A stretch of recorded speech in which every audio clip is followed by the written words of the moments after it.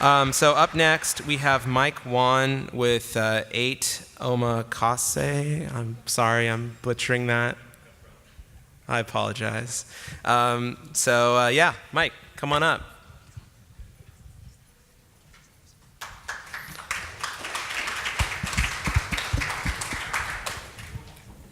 So you walk into a nice sushi restaurant, you push aside the menu, and you say omakase. What you just told the chef is, I trust you, do what you do best. And what he serves you, his signature items, the freshest cuts, even throws in a surprise or two, all in a logical sequence. It's the ultimate service experience. And what 8Omakase has done is taken that experience and brought it to men's fashion. And the reason why is the men's shopping experience is broken. Every moment we're at the mall means we're not watching the ball game with the beer in our hand.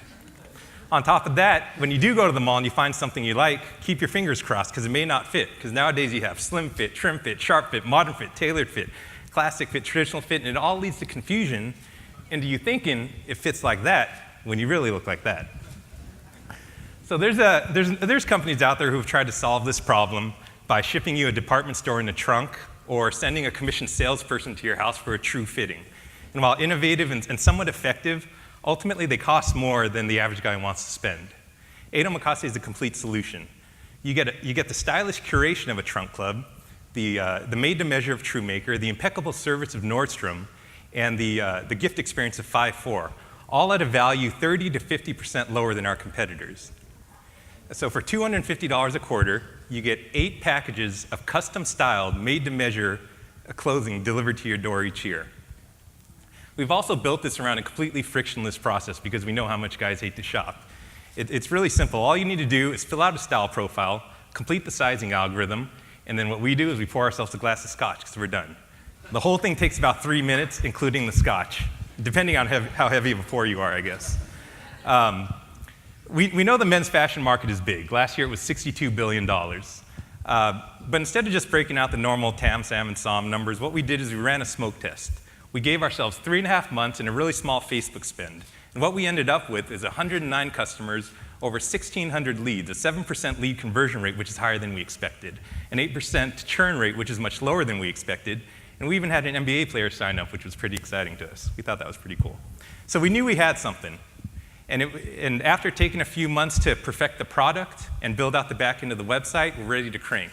In fact, it's kind of a big day, not just because we're here, but today's the day we officially turn the jets on the customer acquisition. So we're really starting to go. And the team that's building this, we've built rocket ships before. 6 times in e-commerce, twice in continuity, once in men's fashion at companies like The Honest Company, 5-4 Clothing. We know how to grow big business. We know how to deal with hypergrowth and especially the turbulence that comes with that. Ultimately, at 8Omakase, we believe men's fashion is ripe for innovation. And the reason why is the way men want to shop and the way we're forced to shop are still miles apart. And what we've done is we've closed that gap, all while giving men a more powerful first impression when they walk into that boardroom and more seductive winks when you walk into that bar. Thank you. All right. Mike, I just want to congratulate you on finishing that pitch in exactly 3 minutes. I mean, that was like to the fucking millisecond. So thank you. We appreciate that. Is there a prize for that one? No. All right, so what do you guys think? Questions?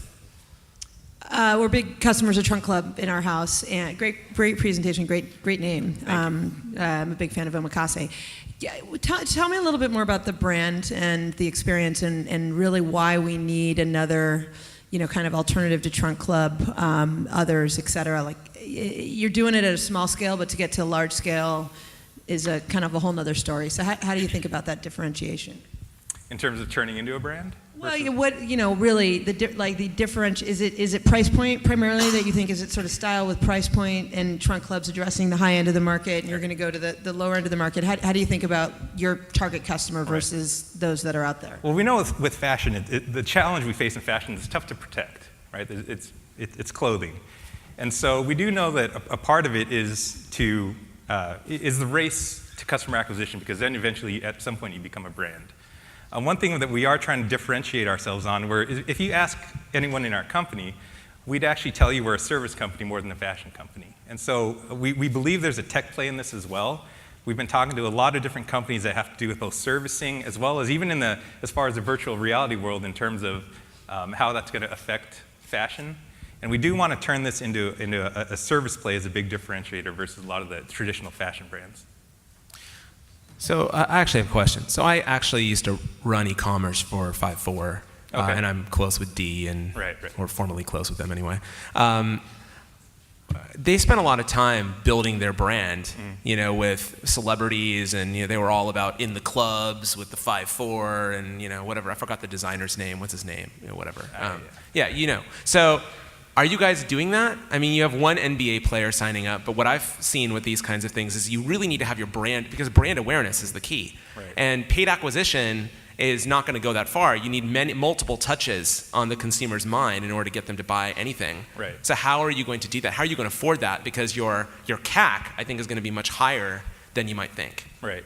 Well, so the short answer to the question is yes, we are doing some of that. I'm not quite as young as those guys were when they started 5-4, so the clubbing thing isn't my scene. But we are working with a number of relationships, both through the girl who handles our PR, as well as just through other connections. Perhaps the most recent name we're working with is Damon John to access his celebrity list.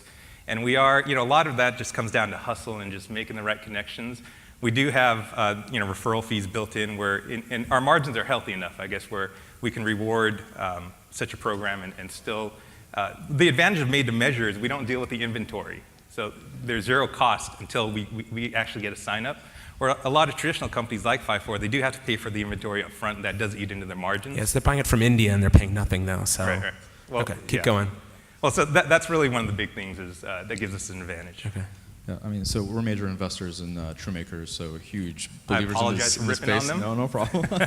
But they've made a bet sort of on that human touch point Right. as kind of a differentiator and a way to increase AOV and kind of make their economics work. I just want to understand what sort of insight did you have on the product side that made you think that 8 packages a year is the right model, and Right. why do you think that's the right approach? So there's a couple of reasons why we feel that. One, the number 8 means you're not getting a package every month. And this is through a lot of surveying and questioning. We found that the monthly subscriptions, it takes over someone's closet, and they don't want their entire closet taken over. They just want a couple key nice pieces in there, which is why we go with 8 instead of 12. And the quarterly subscription versus the monthly gives us it changes the financing model, where we basically get payment up front, and the cost is actually incurred throughout 90 days. The earliest happens at about 45 days. So we're essentially getting this huge cash float up front that we get to use. It basically sits in our bank account that we get to use for other things before we start incurring costs. All right, let's take one more question.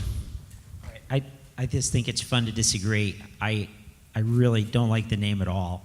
I just don't think it sounds like it has anything to do with clothes, and I don't understand the 8 in there as well. I do love the story behind the name, Right. but I just think as a consumer, it's great to have it memorable and have it sound like what you do. So I would absolutely take a look at that. I love subscription businesses, and there's like way too much to get into, but really interested in what your costs are. It sounds really expensive to deliver the service you're talking about, and it's obviously really expensive to acquire customers, and Right.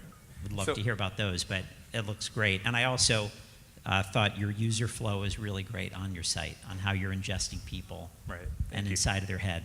Thank you. So I'm not all negative. Yeah. Well, in regards to the name, one, we know we can't be married to it. We do get polarizing opinions on it, so we have heard that before, and that's something we do have to consider. In terms of margins, based on the smoke test, we have an $83 cost per acquisition, which is actually lower than, I come from the advertising world, and that's lower than we expected. Once we get to scale, our costs drop tremendously, and it's projected through the first year to be closer to 58%. And so because of the inventory factor and things like that, the margins are actually really healthy in the made-to-measure format. Mike, thank you very much. Thank you. So I know you're not a clubbing guy, neither am I, but go nuts. Thank you. All right.